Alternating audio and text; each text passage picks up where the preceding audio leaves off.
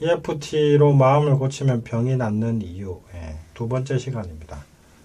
특히 저번 시간에는 엄마 뱃속 트라우마에 대해서, 엄마 뱃속 트라우마, 태아 프로그래밍에 대해서 이제 설명을 드렸는데, 오늘 그거 이어서 하도록 하겠습니다. 오늘 할 내용은 저희 책 5분의 기적 EFT 개정판 364쪽에 나오는 내용을 바탕으로 설명드리도록 하겠습니다. 저번 시간에 EFT와 무의식의 특징에 대해서 이제 간단히 설명드렸는데 오늘 반복해서 설명하도록 하겠습니다. EFT는 마음의 내시경이다. 자, 저번에 이렇게 설명드렸습니다. EFT는 마음의 내시경이다. 그 다음에 무의식은 CCTV다. 내 모든 것을, 내 인생의 모든 것을 기록하고 있다. CCTV처럼 기록한다. 이런 뜻이죠. 이 두 가지를 이해하셔야지, 이제, 오늘 저번 주, 이번 주에 설명드리는 게 더 쉽게 이해가 됩니다. 그리고 여기 한 가지 더 붙이면은, 살면서 풀지 못한 상처가 모든 육체적, 심리적, 몸과 마음의 병이 된다. 요거까지부터 붙이면은 아주 깔끔합니다. 다시 설명드리겠습니다.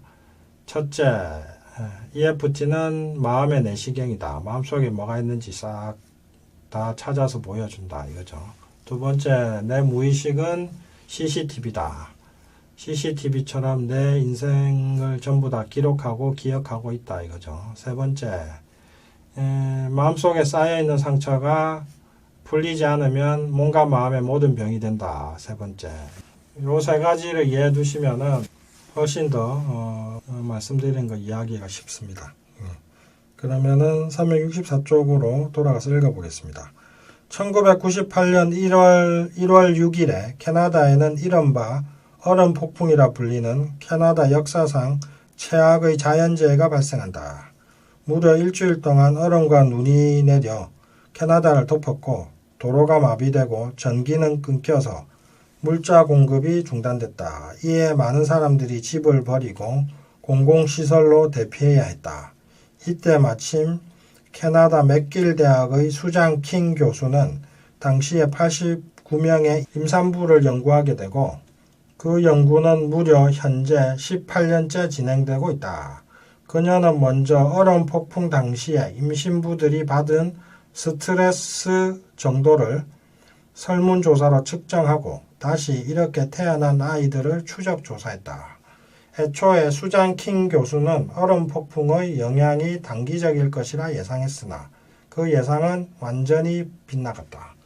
여기서도 나오는데 태아기 때 받은 상처가 그렇게 크게 영향을 주겠냐 다들 이렇게 생각하더라 이거죠. 이제 현대의학을 하는 사람들과 현대인들이 근데 이제 한의학에서는 옛날부터 태교와 섭생을 태교를 상당히 중요시했고 그래서 태아에 대한 전문 서적이 일찌감치 있었어요. 그러면 어떻게 되는지 한번 365쪽에 나온 거 읽어보겠습니다. 생후 24개월째 실시한 평가에서 그 당시에 엄마가 스트레스를 많이 받았을수록 유아의 지적 능력이 떨어졌다. 이 결과는 5세, 8세, 11세, 13세도 그대로 나타났다. 엄마 뱃속에서 상처를 스트레스를 많이 받은 애들은 지능이 떨어지더라 이거죠.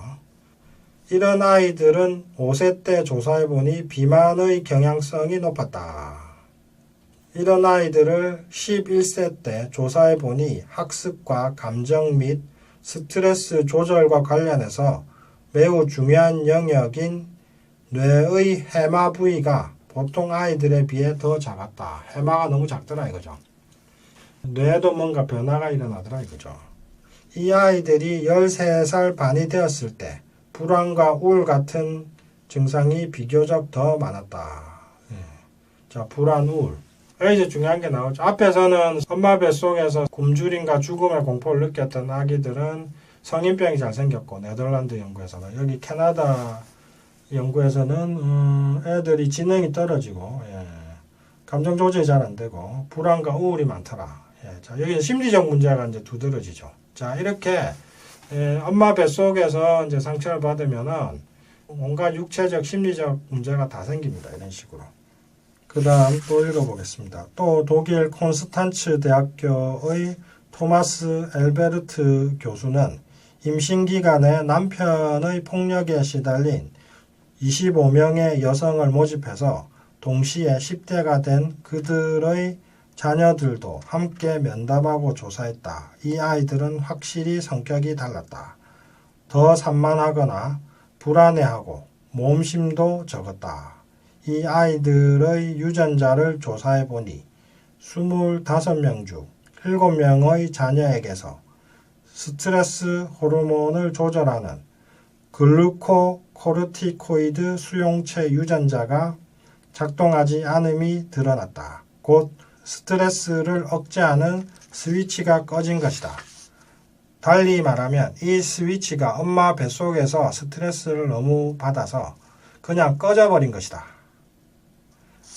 이 두 교수의 실험의 의미는 요약하면 다음과 같다. 아이가 엄마를 통해 엄마 뱃속에서 경험한 것은 아이의 평생에 걸쳐 흔적으로 남는다. 그 흔적이 뭐냐? 온갖 심리적, 육체적 문제다 이거죠. 우울증, 불안증, 고혈압, 당뇨병, 온갖 통증, 소화기 질환, 등등. 요게 이제 여기까지가 이제 태아 프로그래밍에 대한 내용이고요. 그 다음에 366조. 태아는 엄마 뱃속에서 다양하게 상처받는다. 앞에 나온 설명으로 독자들은 엄마가 전쟁으로 굶주릴 때, 엄마가 자연재난을 당할 때, 엄마가 아빠와 자주 싸울 때, 태아는 엄마 뱃속에서 엄마와 함께 엄청난 스트레스를 받는다는 것을 알게 되었을 것이다. 그런데 EFT를 하면서 알게 된 일명 엄마 뱃속 트라우마는 이것보다 훨씬 더 복잡하고 다양했다. 여기에 내가 경험한 뱃속 트라우마 사례들을 나열해보자. 사례 1. 어느 날 60대 여성이 죽을 것 같은 공포와 불안과 만성 소화장애를 호소하면서 내게 왔다.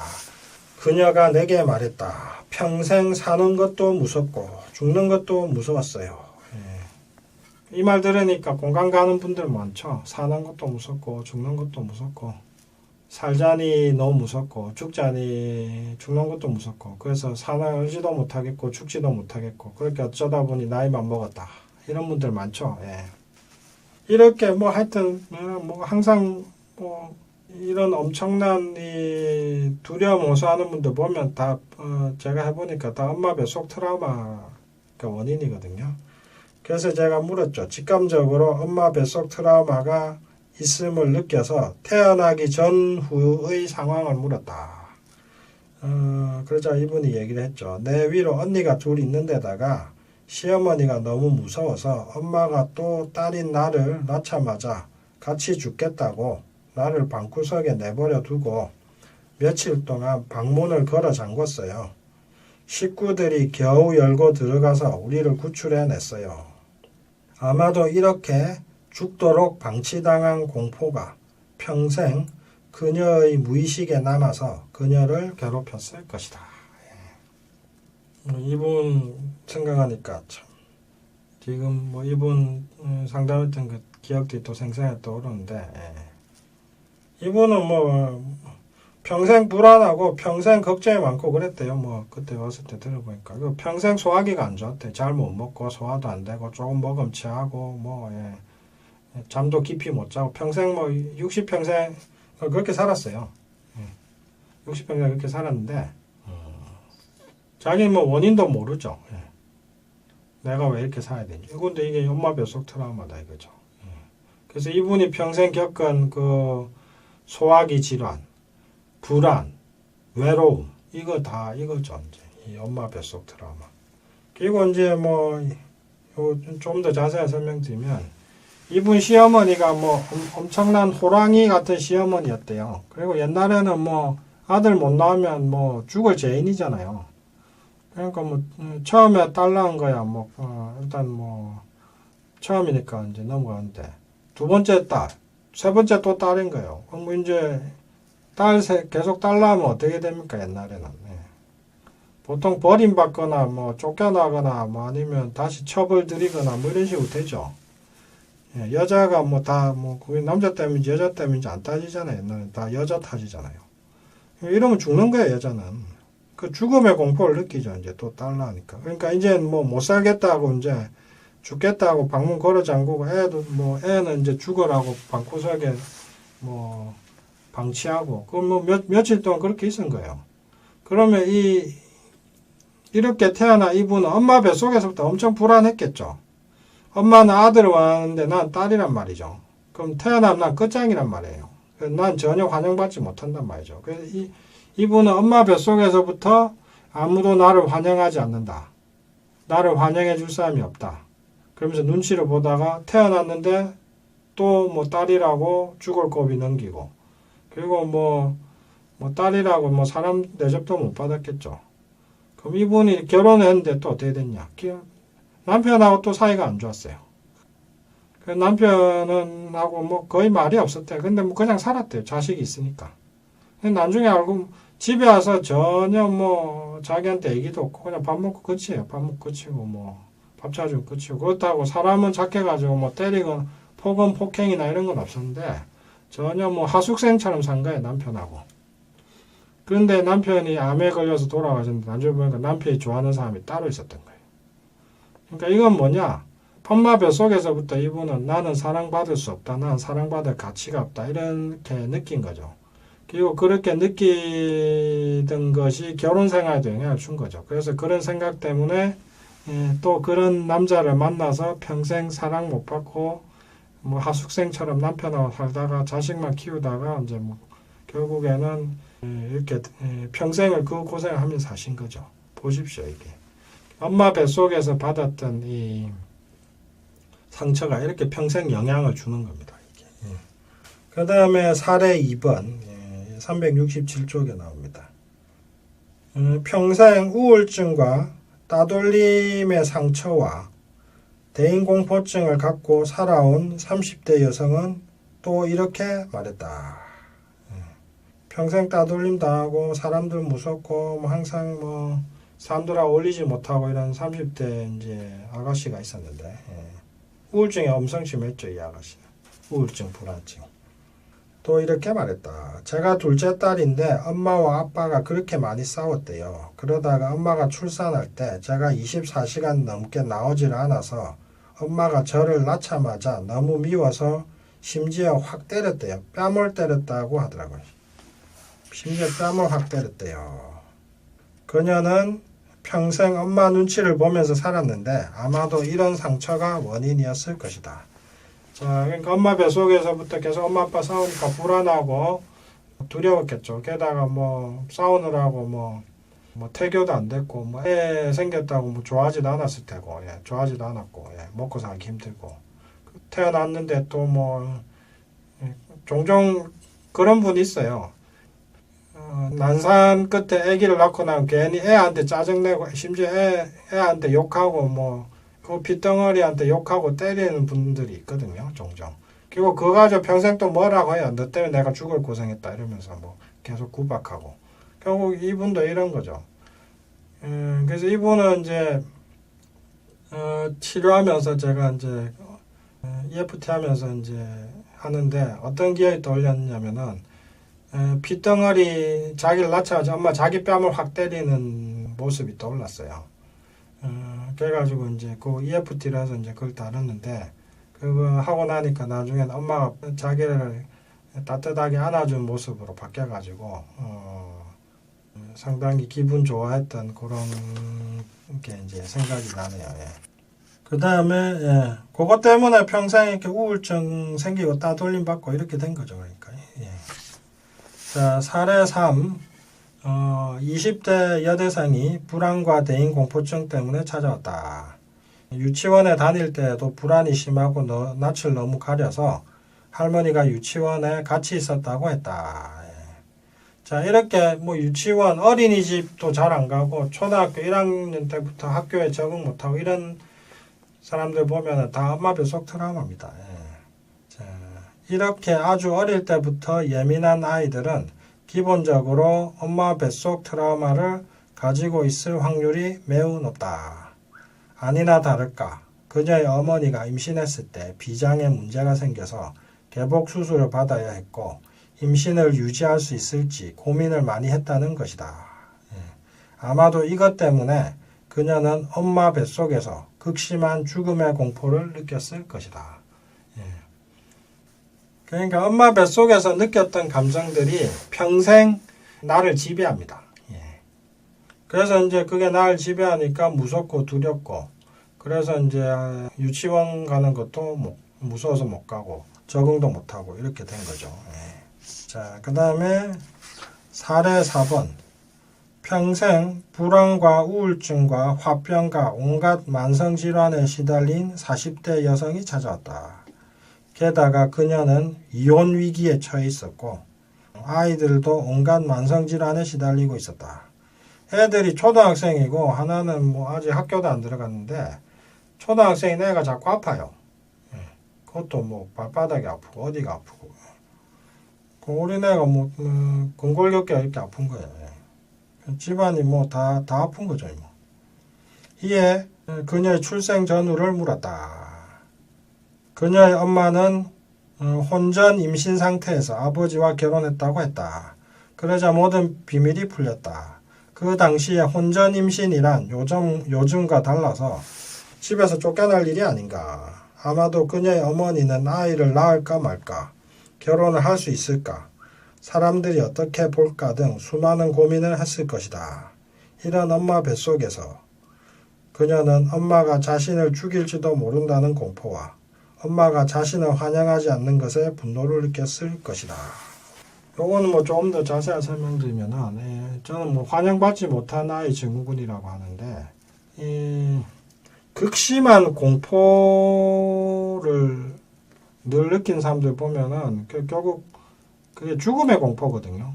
죽을 것 같다, 끝장날 것 같다, 큰일 날 것 같다, 이런 느낌을 많이 호소하는데, 그럼 죽을 것 같다, 끝장날 것 같다, 큰일 날 것 같다, 이런 느낌을 받게 되는 가장 대표적인 상황이 바로 엄마 뱃속에서 엄마가 나를 안 낳으려고 할 때, 아기를 떼려고 할 때, 그때입니다. 이제 낙태 생존자들이라고 하는데, 낙태 생존자들은 그러니까 엄마가 애를 떼려고 했는데 낙태에 실패해서 태어난 사람들, 이분들 보면은 엄청난 공포와 엄청난 분노를 갖고 있습니다.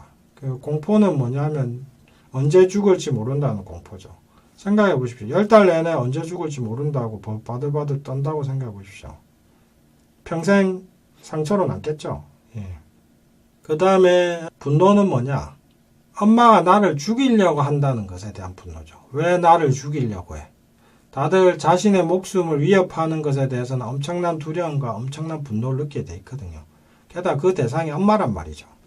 그래서 그 엄마에 대한 어마어마한 분노가 있습니다. 이게 바로 낙태 생존자들의 공통적인 감정 상태인데, 제가 좀 여러 사람 해봤는데 그 낙태 생존자들은 어마어마한 공포와 어마어마한 분노를 갖고 있습니다. 그게 참, 그 감정을 벗어나야지 몸과 마음의 온갖 병들이 사라집니다. 그 다음에 사례 5번. 어느 날 평생 부끄러움을 많이 타고 남의 눈치만 본다는 60대 여성이 왔다. 그녀의 출생 상황을 물었다. 7남매의 막내로 큰 조카가 그녀와 동갑이었다. 곧 그녀의 큰언니가 임신했을 때 그녀의 어머니가 그녀를 임신했던 것이다. 늙어서 딸과 함께 배가 불러 있는 것을 어머니가 너무 부끄러워했다고 한다. 이에 곧 전체 상황이 짐작되었다. 아마도 그녀의 어머니는 낙태 시도도 여러 번 했을 것이고 그러다 실패해서 낳았을 것이다. 결국 그녀는 엄마 뱃속에서부터 나는 태어나지 말아야 할 부끄러운 아이야. 나는 언제 죽을지 몰라 라고 느꼈을 것이고 이런 부끄러움과 두려움이 그녀의 성격이 되었던 것이다.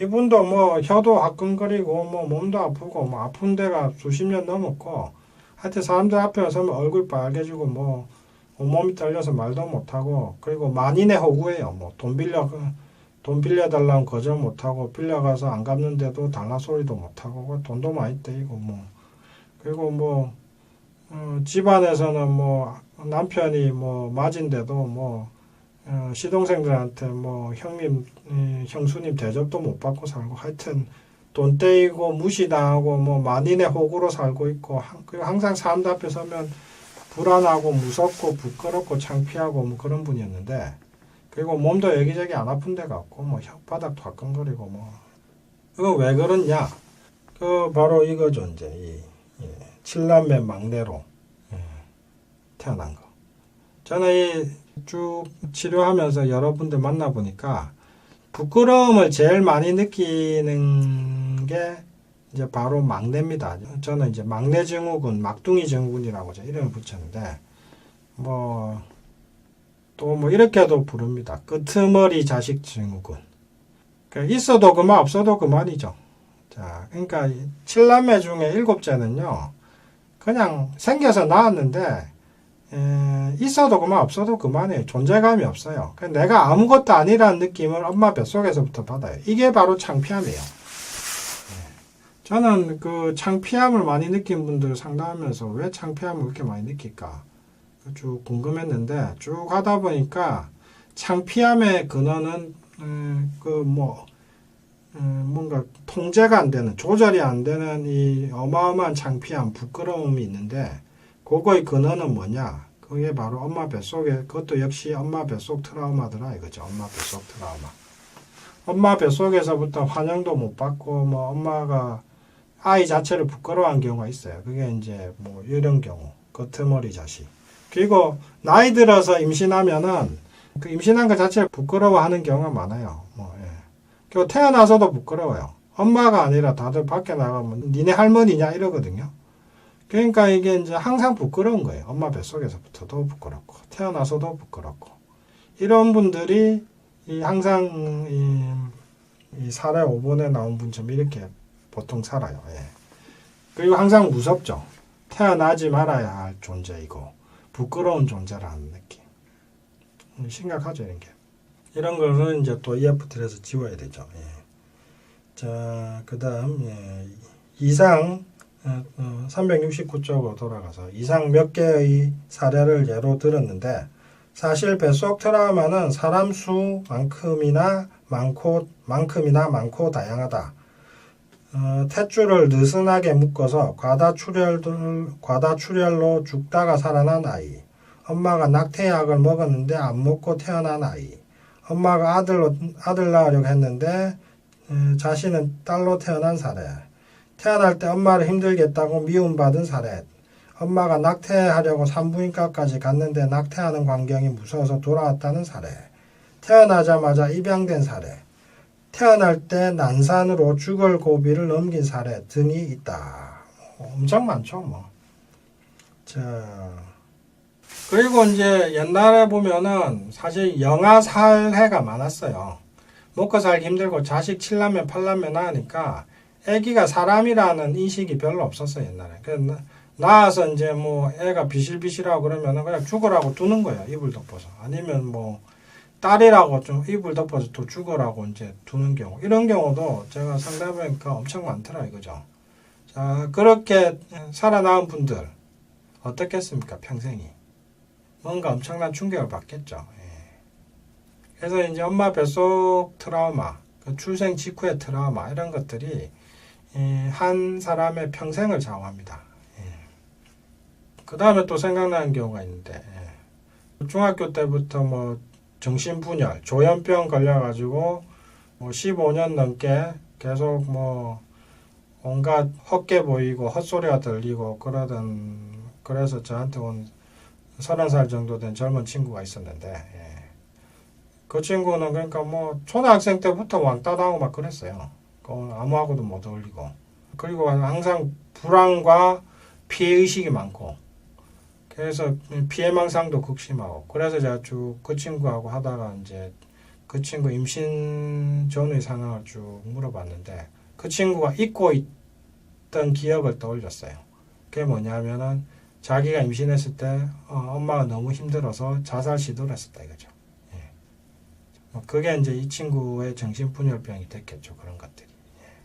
이런 식으로 엄마 뱃속 트라우마는 어마어마한 문제가 됩니다. 근데 이제 한 가지 희망적인 것은 그런 엄마 뱃속 트라우마도 EFT로 고칠 수 있다 이겁니다. 자, 오늘은 여기까지 하도록 하겠습니다. 다음 주 이 시간에 찾아뵙도록 하겠습니다. 안녕히 계십시오. 감사합니다.